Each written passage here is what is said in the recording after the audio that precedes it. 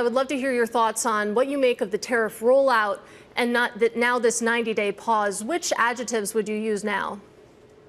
I'd use the same adjectives. I mean, look, and you got 75 countries to reach out to us in 2 days, and they're all the countries that matter minus China on a trade perspective. So, it takes 90 days to sit down with someone and iron out something that isn't simply a tariff number. There's tariffs, non-tariff barriers, there's currency, there's all kinds of inputs to this equation. And so giving a 90-day reprieve while they hammer out trade deals is a good idea.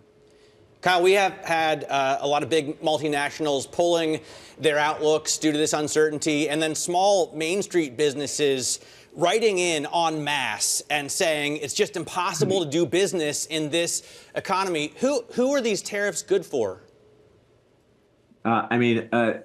It's more important to reset the trade relationships between the United States and the rest of the world. And I believe President Trump thinks that bilateral trade negotiations end up being better for the world's largest consumer, which is the United States. And so if we can get to a place where trade is more fair, then I think we can get to a foundation where we can where we can grow once again and grow from a much stronger foundation. These tariffs, these non-tariff barriers, the manipulation that's gone on against the United States for so long is no longer going to happen. And I think our trade relationship with China is the one that doesn't look to have any off-ramps at this moment in time. But I can tell you that once all of these agreements get hammered out, the U.S. is going to be in a much better place.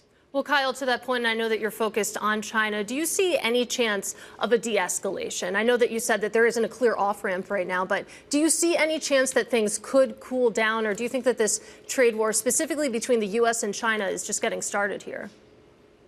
Yeah, I mean, it actually got started back when China ascended the WTO, and China's been at this trade war with the United States for its entire ascension, call it 23 years. And so the U.S. has just figured out what China's malign intentions are. And we all know, we've seen their militaristic belligerence in the Second Thomas Shoal in the Philippines. We've seen it surrounding Taiwan. We've listened to the rhetoric of Xi Jinping, and we are now in a place where we're going tit for tat on tariffs, where I think China's made a grave error here. As you know, we only export about 140 billion a year to China, and we import, call it 450 billion from them. And so I think that if we're doing tit for tat on tariffs, then China loses, because there is no functional equivalency in the amount of goods and services moving back and forth. So we'll see what happens here. But I think it looks like we're in a game of we can call it a Chinese standoff, or we can call it a Mexican standoff.